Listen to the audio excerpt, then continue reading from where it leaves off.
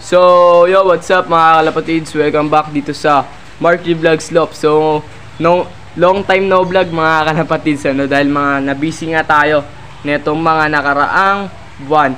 So, ngayon guys, may nag-request sa atin. So, nag-message siya sa ating Facebook account. So, sa mga magtatanong, PM nyo lang ako or mag-comment kayo sa baba. So, nagre-reply naman tayo agad kung kaya nating sagutin yung kanyang katanungan based sa ating experience. Ayan. So, ito nga yung nagtatanong siya paano magpa-batcher ng YB. So, pero bago yon, update ko muna kayo dito sa aking mga breeders lop o itong mga nakakasang breeder kasi nga medyo matagal tayong hindi nakapag-vlog, mga 5 to 6 months or 7 months tayong hindi nakapag-vlog. So, update ko muna kayo dito. So, yung mga YB na naka-viewing ngayon doon sa Flyers Lop is ito yung Lola. Itong hen na to. Yan yung Lola nila. Yan. So, yung kulay na mga YB na nandun is nag-throwback dito sa pinaka-Lola. So, gantong-ganto yung kulay ng mga apo niya, nag-throwback sa kanya. So, ang kapares niya naman is itong brown. Ayan. So, gusto ko kasi magpaparami ako ng ganito na brown. Kasi nagagandahan ako sa kulay nila. Ayan. So, favorite ko yung brown. Kaya magpaparami tayo niyan. So, meron pa ako dito isang brown na cock din. Ito naman yung isa pang brown. Cock yan, mga kalapatids. So, same ng line sila nung brown kanina. Para silang Germain Imbrek. Ayan. Yun, no? Yan, brown. And then, meron pa tayo ditong nakakasa. Ayan. Ito naman dalawang to, gagawin natin silang sitter. Or gagawin natin silang yaya doon sa pairing na pinakita ko sa inyo kanina, yung una. Yan, gagawin natin tong pang poster. Yan, para mabilis nating maparami yung lahi nila. So, ayan yan yung gagawin nating pang poster. So, ayun mga kalapatids, tara, doon naman tayo sa taas. At ituturo ko na sa inyo kung paano ako nagpapabatcher ng mga kalapati or nagpapaamok. So, tara, let's go. So, yo, what's up mga kalapatids? Nandito tayo sa Flyers Lop. Ayan, pagpasensya nyo na dahil medyo mahangin. Ayan, kasi mukhang uulan na naman mamayang hapon. So, itong mga nandito, so, tour ko muna kayo. Ito yung mga pang south ko. So, ayan mga naka-super set yan mga yan. Itong mga pang south yan. Ayan, bali 2, 4, 5, 6, 7. Mga pito yung pang south ko. Ayan, itong darating na south. Kasi ngayon guys is mga pang north. Mga north yung laban ngayon sa WPFC. So, third training na namin mamaya mga kalapatids. Ayan. So, and ito naman yung sinasabi ko sa inyo kanina na mga YB. Yan, tingnan nyo yung kulay. Nag-throwback dun sa Lola nila. Ayan. So, yung kaninang nasa baba, yung breeder na una kong pinakita sa inyo is Lola nila yon. Ito yung mga apo. Mga pang summer natin. Yan, medyo maaga talaga ako nagbi-breed kasi dahil nga dito sa sistemang ginagawa ko. So, medyo maaga nagbi-breed. Kasi itong ginagawa ko na to, talagang tested ko na nung simula nung ginawa ko, hindi na ako na-overplayan ng ibon. So, iwas na sa mga nawawala, lalo na pag mga naka-superset kagaya nitong mga to, na pang south. Then, dito naman sa pinaka-Flyers Lop ko, ito naman yung mga pang north. Ito yung mga nilalabang ko ngayong north. Itong dalawa, YB. Itong checkered na to. And then yung blue bar na yon. So, mga yan, naka-superset ng WPFC. Yang dalawa. And then ito naman, ito si Wakwak. South ko to nilaban nung last season ng South. And then ngayong summer race, pares yun, South yun nilaro. Pagka may race, halimbawa, South ngayon, North ngayon, so dito ko sila nilalagay dito sa pinaka-Flyers Lop.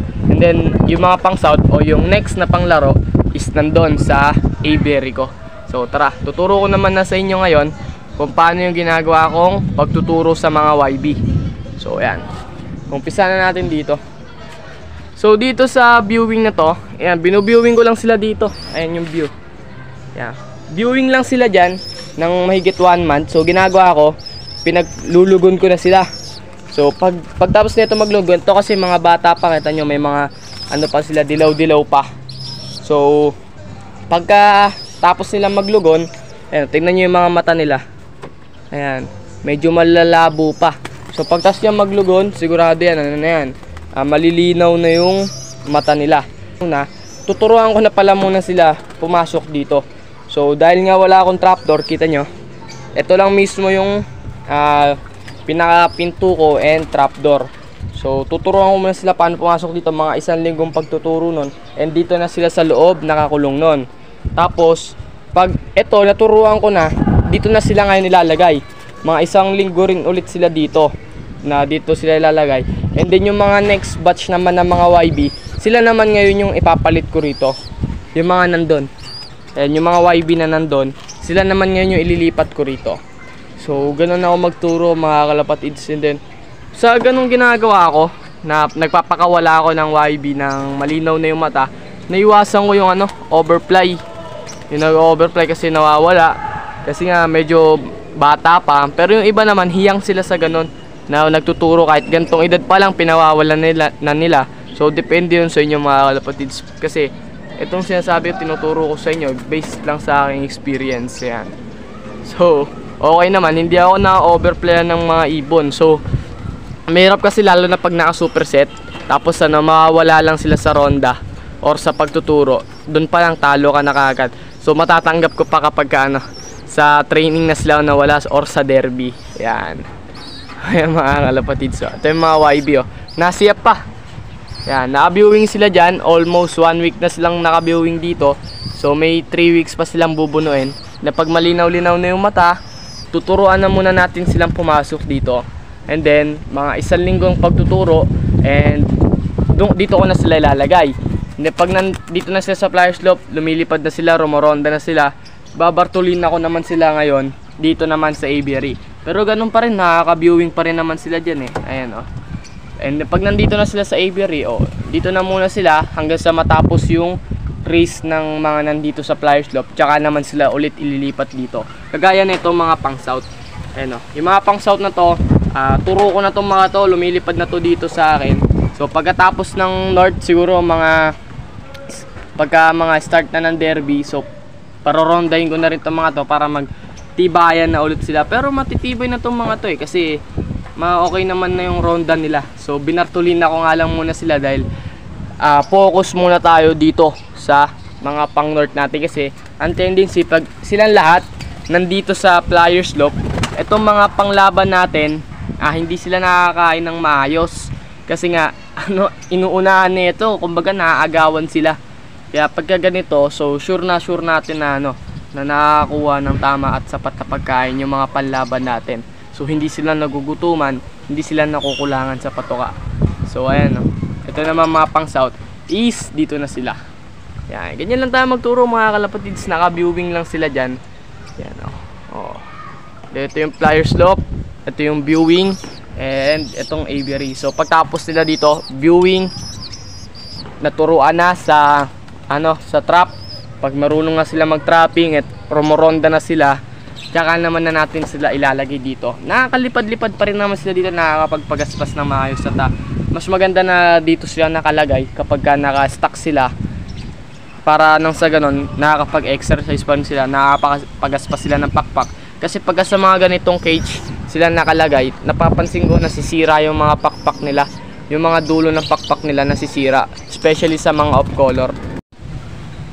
Kaya tingnan nyo yung mga pakpak. Ayan okay, hindi sila nagtitis-tis. Yan. So sana nasagot ko ng maayos yung katanungan ng isa nating kalapatids na nagtatanong, na nag-PM sa akin. So kapag kami mga katanungan kayo mga kalapatids, huwag kayo mahihiyang mag-PM sa aking Facebook account. So paki-follow and like and share na rin yung ating mga video na nandoon. So yan, good luck mga kalapatids sa race na darating sa atin, and happy flying. And so don't forget to like, share and comment down below, and subscribe. So tara, let's go.